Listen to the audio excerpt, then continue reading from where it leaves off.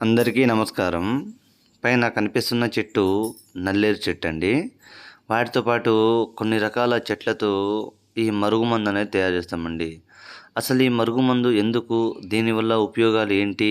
అనే దానికొస్తే, మన మాట వినని వ్యక్తులైనా సరే, మన మాట వినేలా చేసుకోవాలనుకున్న కొత్త వ్యక్తులైనా సరే, ఆ వ్యక్తిని మనం సొంతం చేసుకొని మన చెప్పు చేతుల్లో తీసుకురావచ్చండి. ఎంతటి మొండి వ్యక్తులైనా సరే, ఎంత దూరం వెళ్ళినా సరే, ఈ మందు పూసి లేకుంటే తినిపిచ్చి ఆయన్ని ఏడికైనా ఎళ్ళిపోనీయండి. ఆయనే కొన్ని రోజుల తర్వాత మీరు గావాలి అనే స్టేజికొచ్చి ఆయనే కాల్ చేసి మన దగ్గరకొచ్చేంత పవర్‌ఫుల్‌గా ఉంటుందండి ఈ మరుగుమందనేది.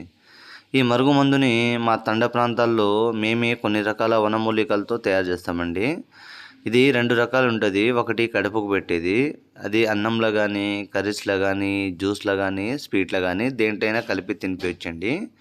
రెండోది పసరు. అంటే బట్టలకి, చెప్పులకి, తలకి, వంటికి, శరీర భాగాలకి ఎక్కడ పూసినా చాలండి.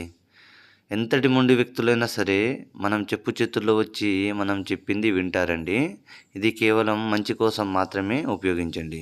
గురువుగారి నెంబరు పైన డిస్‌ప్లే మీద ఇచ్చాను. గురువుగారి నెంబర్‌కి కాల్ చేసి ఒరిజినల్ పవర్‌ఫుల్ మందుని పొందగలరు.